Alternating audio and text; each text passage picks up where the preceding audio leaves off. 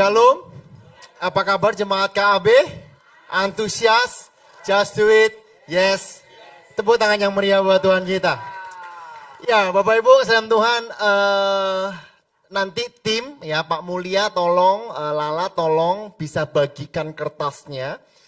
Dan juga bagi Bapak Ibu yang tidak memiliki bolpen, Bapak Ibu bisa pinjam bolpen dari gereja. Jadi begini Bapak Ibu. Di saat nanti saya menyampaikan materi gitu ya mengenai keselamatan, Bapak Ibu bisa kalau ada pertanyaan Bapak Ibu bisa tulis gitu ya. Setelah tulis langsung angkat tangan. Ya, nanti dari Pak Mulia dan juga Lala akan ambil, nanti akan dilihat dan diberikan kepada saya. Seketika itu juga saya bisa jawab. Kalau saya bisa jawab, ya, karena tidak semua saya bisa jawab. Tetapi dasar-dasar saya akan bagikan kepada Bapak Ibu supaya kita ini menjadi kuat. Yang percaya katakan amin. Bisa dibagikan sekarang? Nah, sambil dibagikan saya kasih sebuah ilustrasi sederhana. Ya, pada suatu hari ada sebuah conference besar, ya, lintas agama gitu ya. Wah, banyak tokoh-tokoh agama, lalu akhirnya MC-nya bilang seperti ini. Ayo, ya, masing-masing agama berikan satu kata saja kelebihan dari agama masing-masing. Wah, ada banyak pendeta-pendeta, hamba Tuhan yang senior maupun yang junior maupun yang sekolah Alkitab. Mereka berdiskusi Bapak Ibu. Mereka berdiskusi bagaimana ini, apa yang harus kita katakan, kita harus berdoa sungguh-sungguh. Ada yang bilang, kita punya Roh Kudus. Waduh, kurang pas, kita punya ini, punya itu dan sebagainya. Wah, mereka berdiskusi hampir 1 jam masih belum mendapatkan. Lalu ada salah satu hamba Tuhan yang sangat senior, dia datang. Lalu dia bilang seperti ini, kenapa kok ribut-ribut gitu loh. Pak, tolong Pak, wejangannya Pak, tolong Pak nasihatnya. Kira-kira kalau kekristenan, apa sih satu hal yang paling bisa ditonjolkan?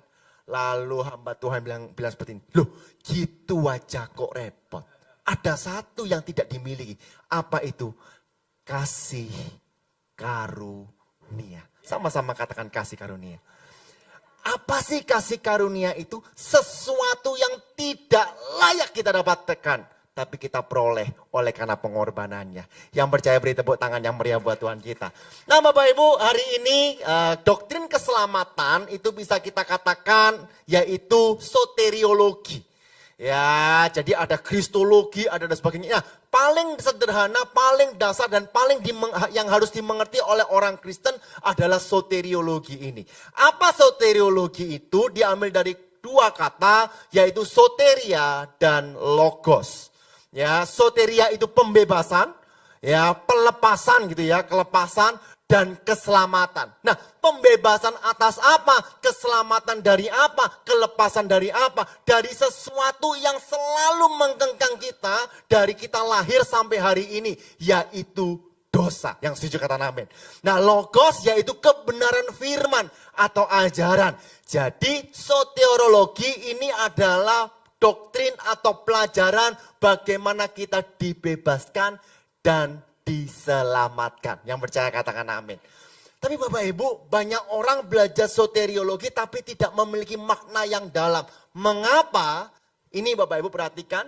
Karena doktrin keselamatan tidak terlalu berarti tanpa kita menyadari kekejaman dosa. Halo. Ya, wah aku selamat. Ya, aku selamat. Itu sopo oleh selamatnya Bapak Ibu nggak mengerti makna dari yang namanya dosa. Perhatikan Bapak Ibu, Adam dan Hawa diusir karena apa? Dosa. Ya, Kain dan Habel terjadi kenapa? Dosa. Yusuf Bapak Ibu, dosa. Daud, dosa Bapak Ibu. Nuh kekejaman manusia karena dosa. Jadi dosa ini menghancurkan manusia sehingga ada sesuatu yang namanya jurang pemisah. Ya, saya yakin Bapak Ibu sering melihat ini Bapak Ibu. Ya, ini kebinasaan kekal manusia. Nah, ini Allah Maha Suci dan Maha Adil. Nah, bagaimana caranya manusia bisa pergi ke Maha Suci dan Maha Adil? Firman Allah berkata bahwa dosa memisahkan manusia. Yang percaya katakan amin. Ya, daripada Allah. Dan firman Allah berkata bahwa semua orang berdosa telah kehilangan kemuliaan Allah. Upah dosa ialah maut dan ada hukuman yang pasti. Loh Pak, tapi saya sejak lahir sampai sekarang nggak pernah berbuat dosa. Engkau lahir di dalam dunia ini, engkau sudah berdosa. Ya sekali lagi ya, kita lahir ke dalam dunia ini, apapun yang kita lakukan, kita berdosa. Nah karena itu Bapak Ibu, Roma 3 ayat 23 dan Roma 6 ayat 23 ini sebagai landasan buat kita. Sekali lagi, kalau Bapak Ibu ada pertanyaan, langsung angkat kertasnya, kita akan diskusi sama-sama. Roma 3 ayat 23, 3. Karena semua orang telah berbuat dosa dan telah kehilangan kemuliaan Allah. Yuk sama-sama baca ini. 2, 3. Semua? Siapa di sini orang? Nah, berarti semua berdosa.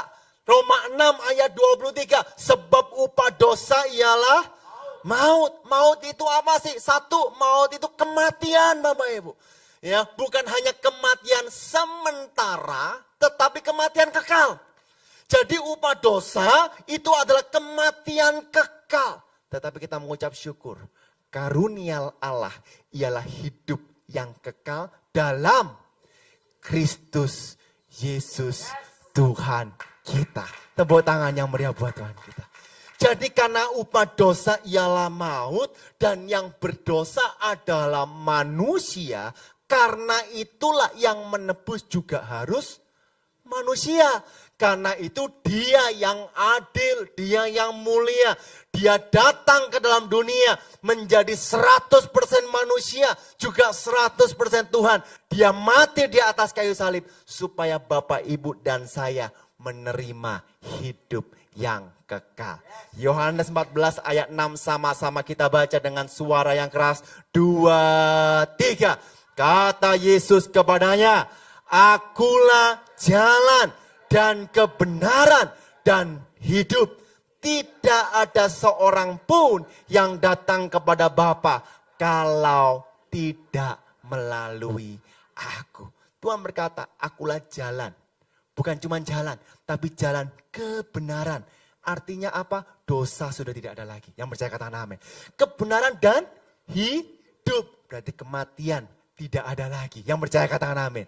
Akulah jalan, kebenaran, dan hidup. Lihat kanan kiri katakan, Yesus satu-satunya jalan, kebenaran, dan hidup.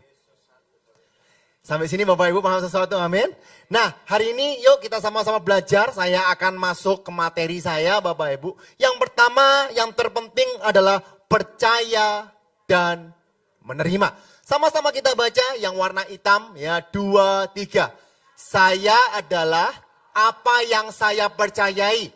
Kepercayaan yang benar membawa kehidupan yang benar. Siapa yang saya percayai menentukan kehidupan saya. Nah penting Bapak Ibu untuk kita percaya kepada yang benar. Bukan hanya percaya tok, bukan hanya percaya saja, tapi percaya dengan yang benar. Nah, saya kasih backgroundnya, ya tolong. Backgroundnya itu adalah Adam dan Hawa. Ya, siapa tahu cerita Adam dan Hawa? Ya, saya lihat Bapak Ibu lucu. Cerita Adam dan Hawa adalah sebuah dongeng. Bukan, ini kisah nyata yang setuju katakan amin. Nah, apa yang membuat yang mengganggu? Tolong kita baca kisah Kejadian 2 ayat 17. Ini adalah perkataan Adam. Kejadian 3 ayat 3 ini perkataan Hawa. Nah Bapak Ibu coba renungkan kira-kira bedanya apa. Sampai sini setuju ya? Yuk, ya saya bacakan. Ya, tetapi pohon pengetahuan tentang yang baik dan yang jahat itu, janganlah kau makan buahnya, sebab pada hari engkau memakannya, pastilah engkau mati. Ini saya yang ngomong siapa Bapak Ibu?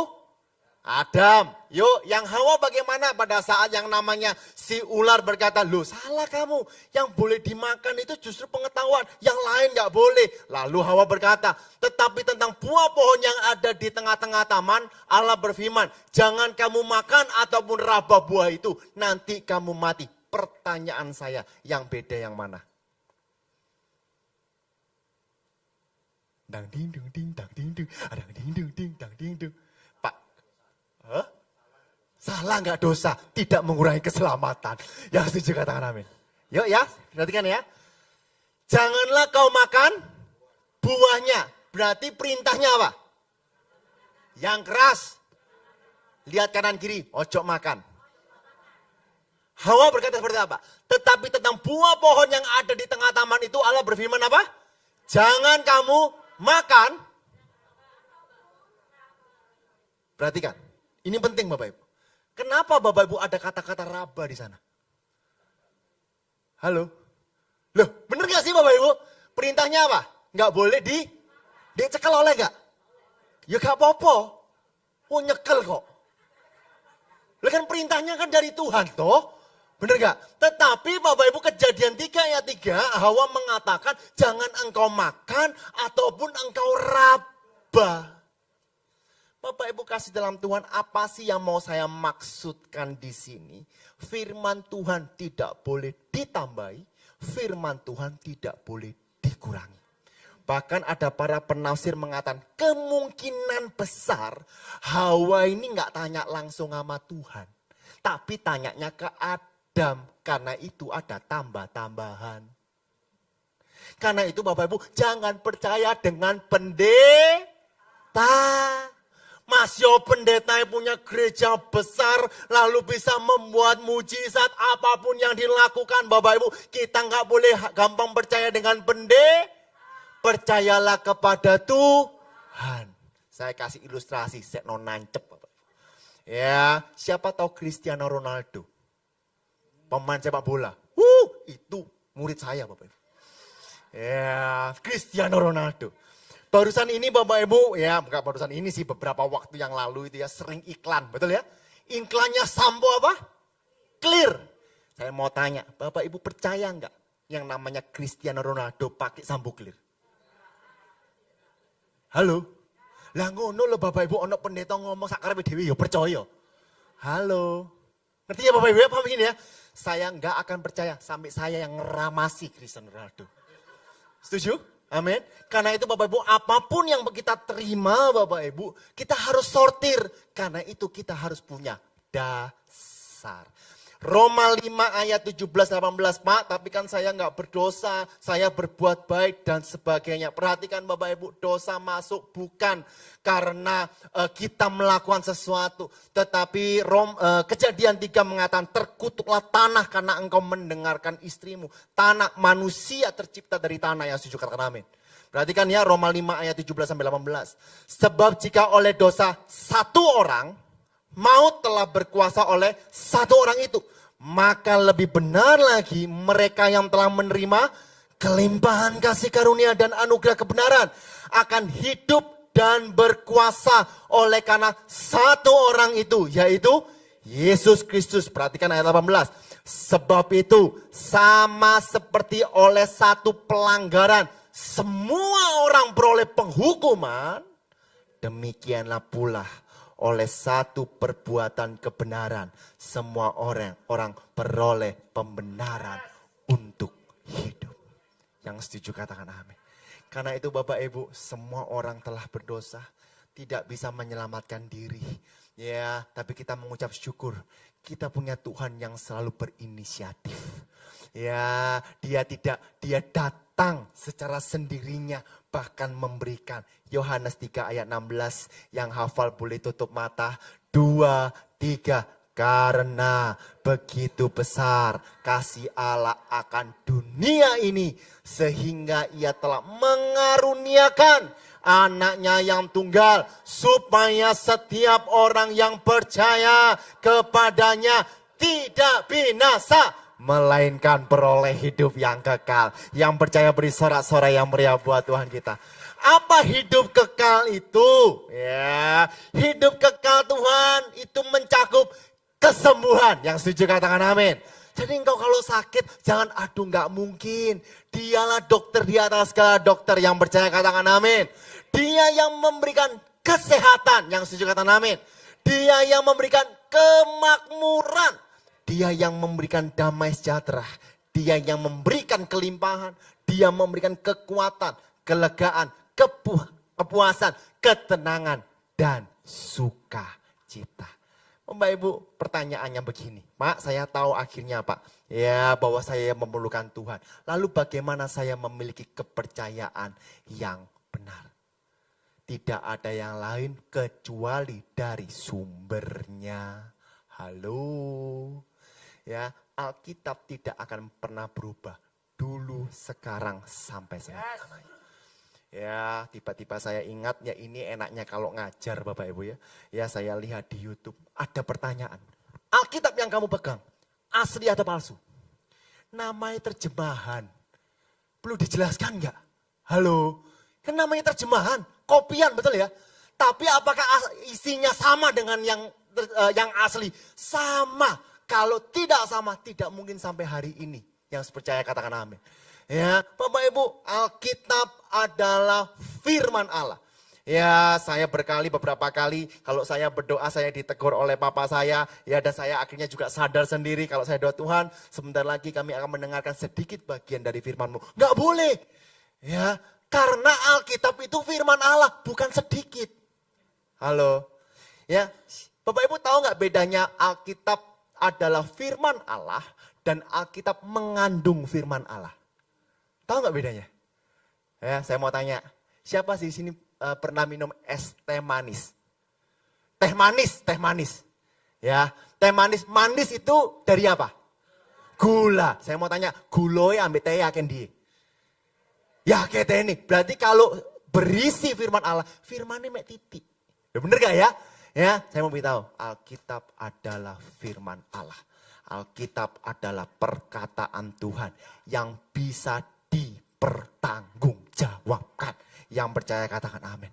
Roma 1 ayat 16 sampai 17. Firman Allah berkata, sebab aku mempunyai keyakinan yang kokoh dalam Injil. Bapak Ibu saya tanya, Bapak Ibu yakin gak dengan Alkitab Bapak Ibu? Ya, karena Injil adalah kekuatan Allah yang menyelamatkan setiap orang yang percaya. Pertama-tama orang Yahudi, tetapi juga orang Yunani. Sebab di dalamnya nyata kebenaran Allah yang bertolak dari iman dan memimpin kepada iman. 2, 3, seperti ada tertulis, orang benar akan hidup oleh iman. Saya bacakan bahasa Indonesia sehari-harinya. Sebab dengan kabar baik itu, Injil itu ya, Allah menunjukkan bagaimana caranya hubungan manusia dengan Allah menjadi baik kembali. Caranya ialah dengan percaya kepada Allah dari mula sampai akhir. Ya, jangan dari perjanjian baru tok percayai Bapak Ibu ya. Dari mula sampai akhir. Itu sama seperti yang tertulis dalam Alkitab. Orang yang percaya kepada Allah sehingga hubungannya dengan Allah menjadi baik kembali. Orang itu akan hidup. Yuk kita deklarasikan sekali lagi. Ya saya, next. 2, 3. Saya adalah apa yang saya percayai. Saya adalah apa yang Alkitab katakan. Saya percaya janji Tuhan di dalam Alkitab adalah hak saya, orang percaya. Bapak Ibu percaya kepada Tuhan? Percaya itu 50% atau 100%? Bisa nggak percaya itu 99,99999%? Ya, papa saya kasih ilustrasi paling simple gitu ya. Yang I love you 100%, betul ya? Yang aku sayang ambek kamu 99,99%. Apa gak diusir Bapak Ibu? Bener ya? Ya, nah saya kasih ilustrasi sederhana nih, ya. Ya, ini adalah saya kasih cerita seperti ini. Saya pada saat SD, ya, karena papa saya dan mama saya kerja, ya saya itu sempat pulang jam 12 siang. Ya, pada saat jam 12 siang saya itu nggak pernah dijemput sama papa, bukan nggak pernah dijemput. Saya tidak dijemput, belum dijemput sama papa saya. Ya, kenapa? Karena papa saya kerja. Nah, saya dijemputnya nanti akhirnya saya dijemputnya sekitar jam 4 sore Bapak Ibu. Karena kerja. Nah, pada saat saya nunggu teman-teman dari banyak sampai nggak ada sampai saya duduk di sebelah satpam. Ya toh. Satpam saya bilang, "Loh, Yos, apa?" Ya toh. "Kok kamu gak dijemput-jemput?" Kelas 6 SD Bapak Ibu. Saya 6 SD atau 5 SD ya. Pokoknya segitu SD Bapak Ibu. Ya, "Kok gak dijemput-jemput?" "Gak tahu, Papa." "Wah, lali ambek kamu, Yos. Lali. Konse anak paling cilik, ya toh, wis lanang dhewean ireng mana kan gitu misalnya. Enggak lah, papaku pasti ingat. Ya, papaku, buktinya lo sampai sekarang jam 2, jam 3 kamu belum dijemput. Ya, saya nggak mungkin bilang gini, "Iya, kayak papaku lali kayaknya." Enggak, Bapak Ibu. Tapi saya percaya 100% papa saya pasti jemput saya. Kenapa? Karena aku anak. Yang setuju kata amin. Percaya itu seperti itu. Tepuk tangan dong yang meriah buat Tuhan kita. Karena itu Bapak Ibu dalam Tuhan, yuk next. Cepat ya. Banyak orang berpikir manusia kebinasaan kekal. Semua orang telah berdosa. Dia melakukan perbuatan baik. Dia melakukan kesalehan. Dia studi yang besar supaya dia dilayakkan masuk dalam hidup yang kekal. Mungkin dia perpuluhan, mungkin dia pelayanan, mungkin dia ini, itu dan sebagainya. Bapak Ibu, usaha manusia sia-sia. Tapi kita mengucap syukur kepada Tuhan. Next. Kristus datang hanya dengan percaya kepadanya, maka engkau menerima hidup yang kekal. Yang percaya katakan amin. Pak, buktinya mana? Yuk kita baca Efesus 2 ayat 8 sampai 9. 2, 3. Sebab karena kasih karunia kamu diselamatkan oleh iman. Itu bukan hasil usahamu, tetapi yang keras, tetapi pemberian Allah. Itu bukan hasil pekerjaanmu. Jangan ada orang yang memegahkan diri. Saya deklarasikan, KAB percaya bahwa keselamatan adalah anugerah yang diterima dari Kristus melalui iman percaya. Loh Pak, berarti kalau saya sudah percaya, gak perlu berbuat baik. Bapak Ibu baca ayat 10-nya. Justru karena kita percaya, manifestasinya, istilahnya seperti itu, adalah perbuatan baik. Ya, sehebat apa manusia. Percayalah Bapak Ibu, engkau perlu sang juru selamat, yaitu Kristus Yesus Tuhan. Pak Gem ini lanjut langsung materi atau dikasih diskusi? Ya diskusi, yuk saya kasih pertanyaan. Ada anak Bapak Ibu, ya anak kecil, bisa dijawab bersamaan. Anak kecil, bayi, mati masuk surga atau neraka? Menjawab tidak mengurangi keselamatan. Pak Mulia ketawa Pak Mulia. Ya pendeta gak boleh ngomong ya. Ya kira-kira nih bayi mati masuk surga atau neraka? Masuk surga. Saya tanya, kalau bayi ini papanya Kristen, mamanya non-Kristen, masuk surga atau neraka? Enggak ada yang jawab. Wis tak walis. Ya, papane non-Kristen, ya kan? Mamane Kristen, masuk surga atau neraka? Iya takut Bapak Ibu ya. Ya, Bapak Ibu dalam Tuhan, kalau seandainya papanya Kristen, mamanya non-Kristen atau sebaliknya bayi masuk neraka, berarti dia bukan Tuhan sang pengasih. Betul atau betul? Betul kan ya? Karena Bapak Ibu, bayi itu tidak bisa memilih dia lahir di mana. Itu yang pertama. Kedua, kok bisa kan belum dikenalkan kepada Tuhan. Yesus datang untuk menyelamatkan semua orang. Bayi ini tubuhnya ada. Ya kan, rohnya ada, jiwanya belum jadi, belum bisa memilih, betul nggak ya? Ya, bayi nggak bisa kecil-kecil, nah kayak anak ini, nih, ya Pona, Putu, Diego gitu ya, ya nggak bisa bilang aku mau dibaptis, nggak bisa Bapak Ibu, yang tahu apa? Cuman makan. Sampai sini Bapak Ibu paham ya? Nah jadi Bapak Ibu harus melihat perspektif bahwa dia Tuhan yang baik. Karena itu dia datang ke dalam dunia. Kalau dia nggak baik, kalau sebenarnya hanya seperti itu aja yang namanya bayi masuk neraka, buat apa Tuhan datang ke dalam dunia? Sampai sini Bapak Ibu menangkap sesuatu? Amin. Ya, nah yuk sekarang saya masuk poin yang kedua. Ya, yaitu dimaafkan sepenuhnya. Ada? Belum? Ya, Bapak Ibu yang udah tulis langsung angkat tangan. Nanti diambil sama Pak Mulia.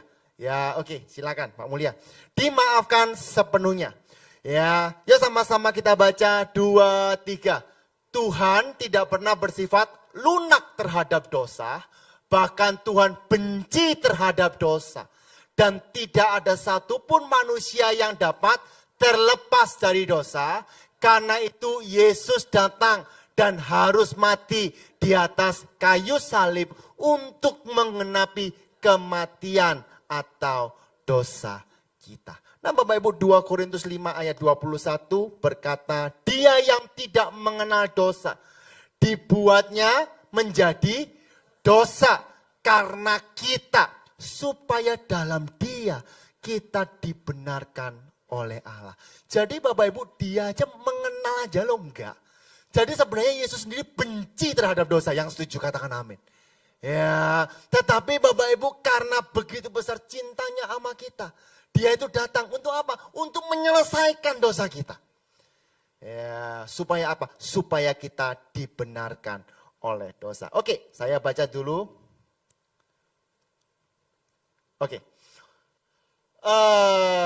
Pertanyaan menarik, mengapa orang percaya bisa jatuh dalam dosa? Nah ini sebenarnya saya jawab nanti di belakang, tapi enggak apa-apa Bapak Ibu, saya mumpung ada yang tanya jadi saya jawab. Ya, lalu pertanyaan kedua, apakah jika orang percaya berdosa akan kehilangan keselamatan? Coba kita buka langsung Bu Sen, slide 29, 1 Yohanes 2 ayat 1 sampai dengan ayat yang kedua. Ya, next. Ya, ada? Oke. Anak-anakku, hal-hal ini kutuliskan kepada kamu supaya kamu jangan apa? Berbuat dosa. Namun, jika seorang berbuat dosa, kita mempunyai seorang pengantara pada Bapa, yaitu Yesus Kristus yang adil. Dan ia adalah pendamaian untuk segala dosa kita. Dan bukan untuk dosa kita saja, tetapi juga untuk dosa seluruh dunia. Jadi kalau pertanyaannya mengapa orang percaya bisa jatuh dalam dosa? Karena kita manusia berdosa. Halo, kita hidup di dalam daging. Tapi kalau kita menerima Yesus sebagai Tuhan dan Juru Selamat, ada proses, kalau saya katakan pengkudusan. Ya, glorification ya dalam bahasa teologinya. Artinya apa? Menjadi serupa dengannya. Ya, tetapi apakah jatuh bangun? Iya, tapi tidak berendam di dalam dosa. Halo, ya, kejegur bisa enggak? Bisa. Tapi lewat kejegur ojo renang. Apalagi kumkum. Apalagi menikmati. Karena di ayat selanjutnya, ayat 3 dan ayat 4 dikatakan, dan inilah tandanya bahwa kita mengenal Allah, yaitu jikalau kita 2-3. Enak toh? Jelas kan? Ya, lalu pertanyaannya, apakah jika orang percaya berdosa akan kehilangan keselamatan?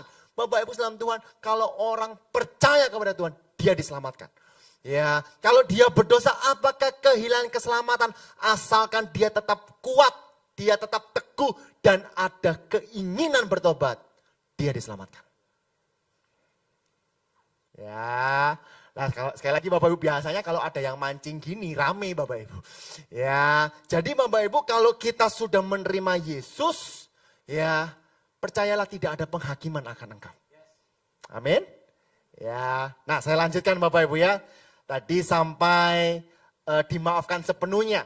Dia yang tidak mengenal dosa telah dibuatnya menjadi dosa karena kita supaya dalam dia kita dibenarkan oleh Allah. Nah ada gambar tangan rantai dibebaskan.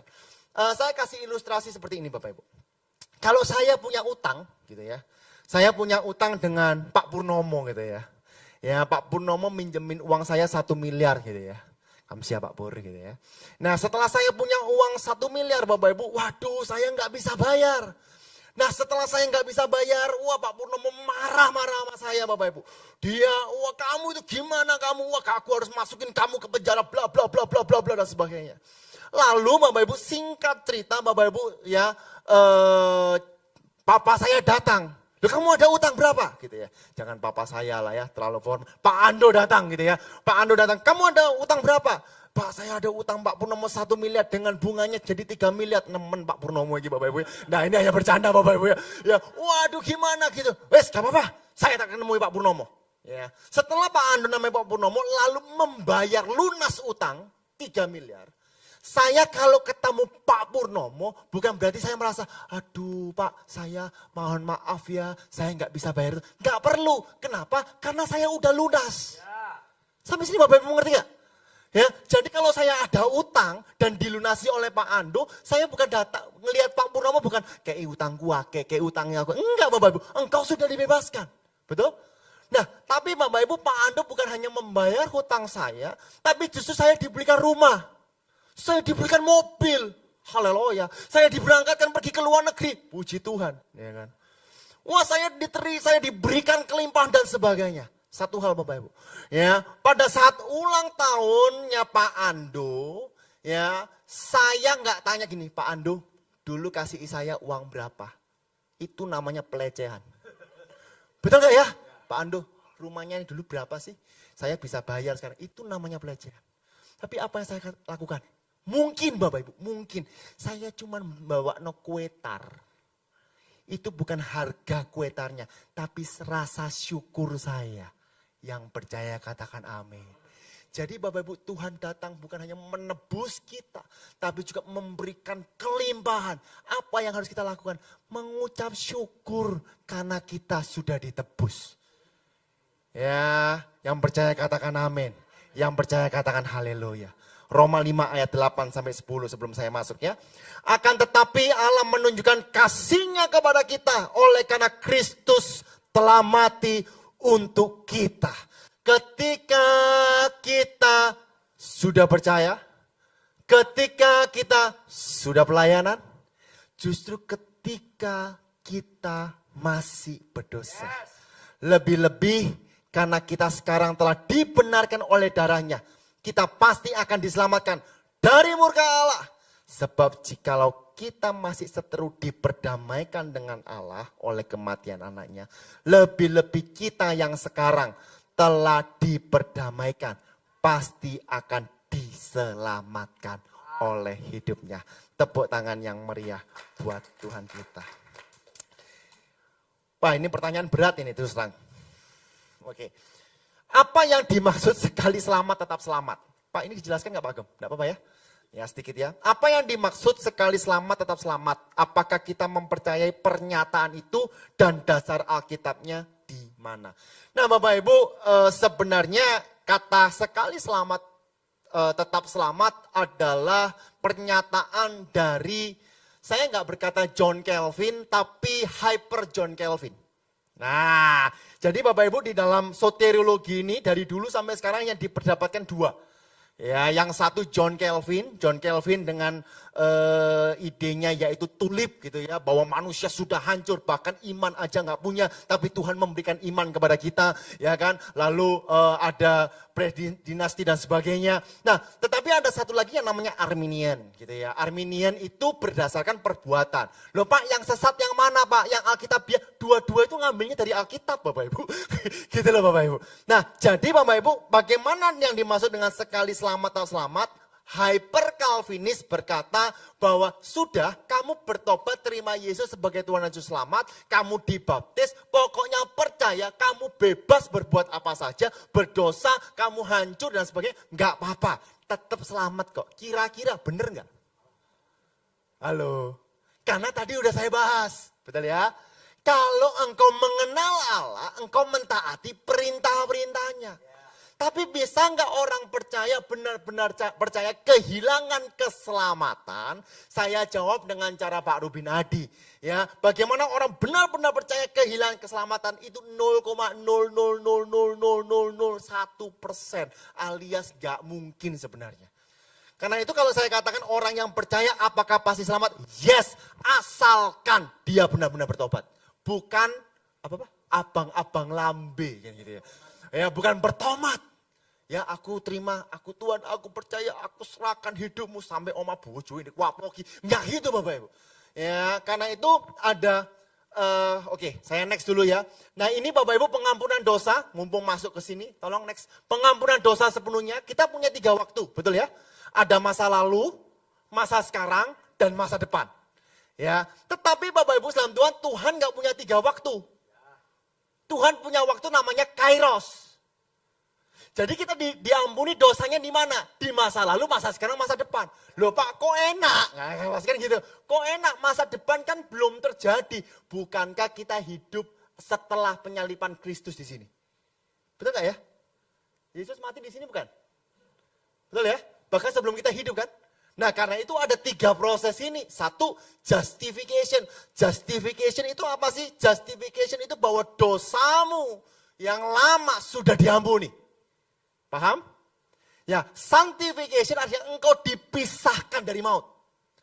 Glorification untuk ke depan, biarlah engkau serupa menjadi Kristus.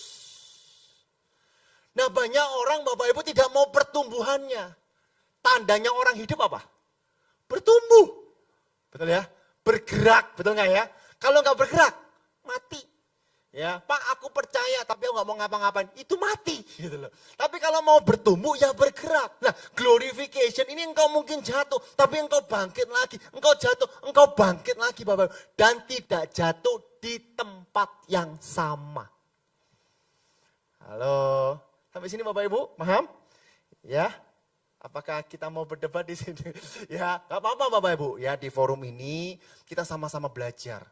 Ya, saya pun sampai sekarang tetap belajar Bapak Ibu. Saya lanjutkan bagaimana tentang pemahaman tentang mengerjakan keselamatan Filipi 2. Nanti saya jawab yang ini. Ya, karena membahas yang lain. Pertanyaannya Pak Gem.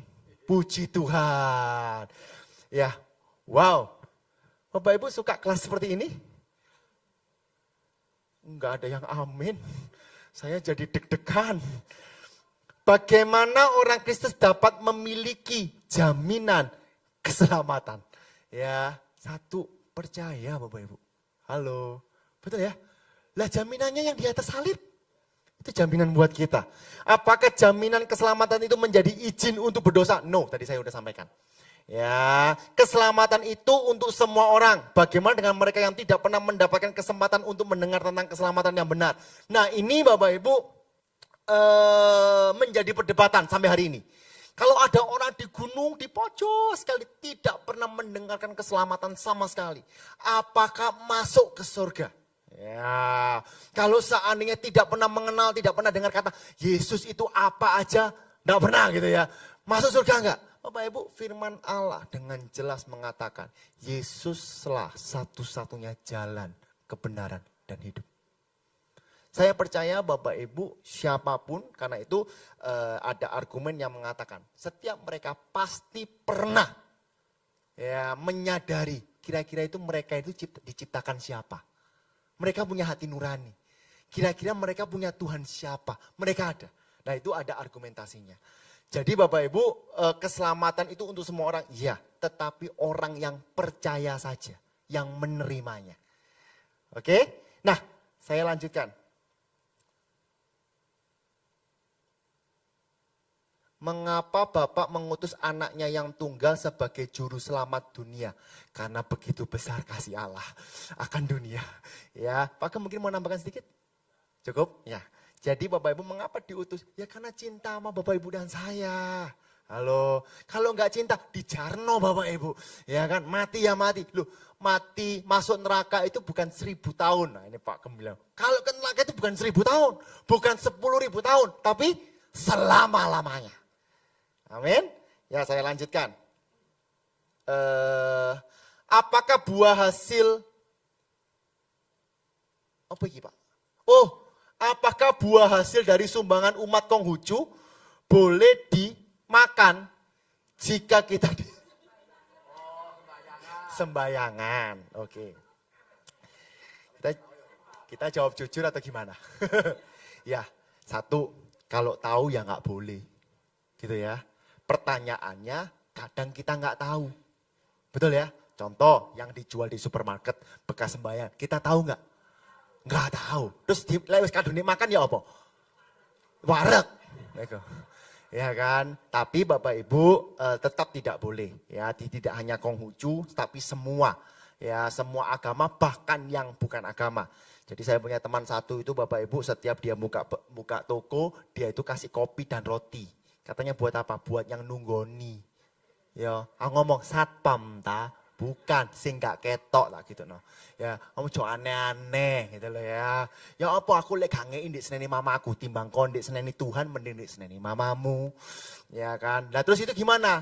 Boleh nggak dimakan? Ya buat apa? Ya, tapi kalau diberi Pak Gem kopi ya boleh. Gitu ya. Oke, saya lanjut. Bapak Ibu sampai sini diberkati, amin. Ya, tepuk tangan dong yang meriah buat Tuhan kita. Ya. Apakah orang yang apa ini Pak? Apakah orang yang berasal ya? Berasal biasa? Apa orang yang biasa? Oke, tolong diterjemahkan, saya lanjutkan materi terlebih dahulu. Ya. Ya. Oke, nah saya cepat Bapak Ibu ya. Lalu ada materi yang ketiga karena waktu ya, Tuhan membuat Anda benar. Sama-sama Tuhan membuat saya benar. Supaya Tuhan membuat kita benar dan kebenaran Tuhan yang kekal ada dalam kehidupan orang yang sudah menerima dan sudah percaya. Dan ini sebenarnya udah saya bahas Bapak Ibu bahwa bisa manusia jatuh dalam dosa tapi dia tidak berenang di dalam dosa. Nah saya mau tanya, siapa di sini hari ini yang mandi? Angkat tangan. Hari ini ya, bukan malam ini, hari ini yang mandi.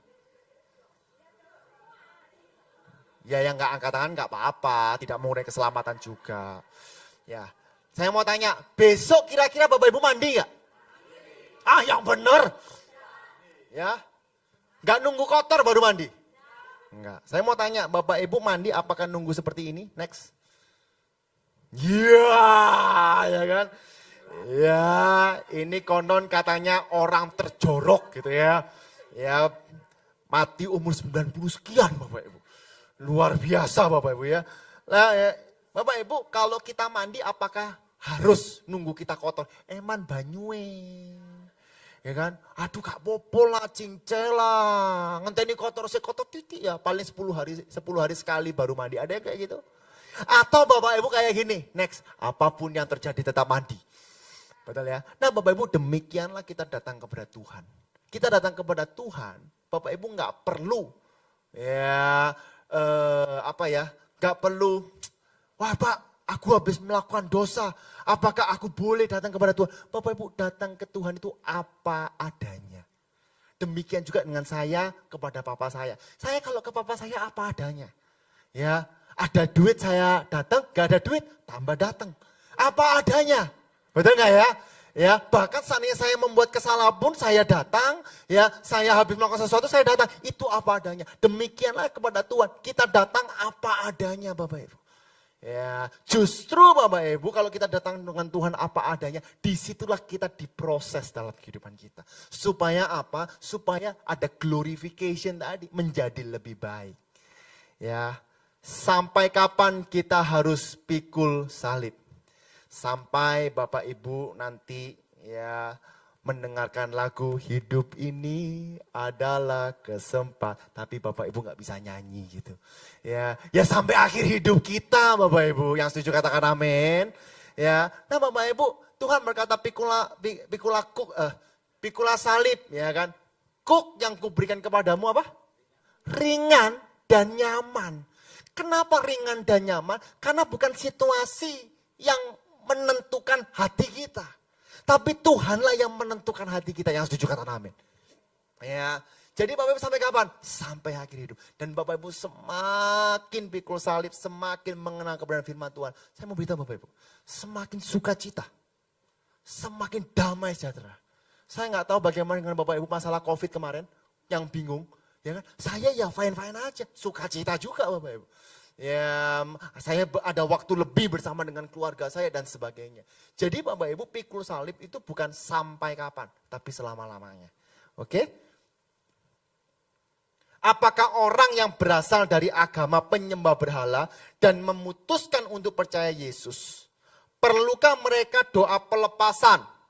Ataukah kasih karunia itu saja sudah cukup? Nah Bapak Ibu pertanyaannya begini. Ya, apakah perlu doa pelepasan? Bapak Ibu bisa berdoa sendiri. Betul ya? Roh di dalam kita jauh lebih besar. Betul? Tapi kalau Bapak Ibu setiap hari memikirkan, waduh aku merasa berhala. Saya memberitahu Bapak Ibu, itu keputusanmu. Kalau engkau memutuskan aku lepas ini semuanya, aku percaya 100% bahwa Tuhan menyelamatkan aku ciptaan yang baru. Bapak Ibu gak usah pelepasan. Ya banyak orang datang gitu ya, bawa jimat gitu ya kepada Pak Gem tolong Pak Gem. Bapak Ibu ya, Pak Gem ini manusia. Halo, saya juga manusia. Nah setiap kita punya kuasa yang sama karena kita punya Tuhan yang sama. Ya setuju katakan amin. Ya Pak gimana Pak, buangnya gimana? Buang dewe Bapak Ibu. Betul ya, tapi ada beberapa yang gak berani. Terus gimana? Apakah gereja membantu? Ya kalau gereja support, gereja support. Kemarin salah satu pelayan Tuhan gitu ya, datang kepada saya, dia bilang, aku dari luar pulau dikasih sama temenku, itu kayak batu gitu loh ya. Ya apa? Ya itu kalau ada ilmu gaib dan sebagainya. Kok ya apa kok? Saya serahkan gereja atau saya buang sendiri? Saya tanya, kamu berani nggak buang sendiri? Berani. Ya wis buangan. Lo beres toh? Ya kan? Nah, Bapak Ibu, lalu ada kayak gini. Ada gini. Kayak rumah iki aku lek wis nginep rumah iki aku sial terus iki. Amsyong. Bapak Ibu, roh di dalam kita ini jauh lebih gede. Kita masuk ke sana, enggak ada yang berani ganggu. Kecuali engkau izinkan dia mengganggu. Halo. Ya, apalagi kau kata, siapa kamu, tolong kamu keluar roh. Wis gak usah cari masalah, Bapak Ibu, usirin dalam nama Yesus. Ya, terus tanya, Pak Gem, dia usir pakai apa? Garam tagulo. Oh no, mana Bapak Ibu? Gak usah usirin dalam nama Yesus. Ya, Pak, apakah mendoakan harus pakai minyak urapan dari Israel? Aduh Bapak Ibu, bukan minyaknya yang berkuasa, yang setuju katakan amin. Ya kan, tapi kuasa Kristus. Ya, perjamuan kudus bisa menyembuhkan enggak? Bisa. Anggur dan roti bisa menyembuhkan enggak? Bisa. Tapi bukan roti dan anggurnya, tapi kuasanya. Pribadinya itu loh, yang percaya katakan amin. Ya, mohon maaf Bapak Ibu ya terbawa emosi sedikit. Ya. Nah, yang tadi dipertanyakan ya mengenai kerjakan keselamatanmu, ya. Ini tadi siang saya udah ngobrol dengan Pak Gem. Gitu ya. Filipi 2 ayat 12 sampai dengan 13.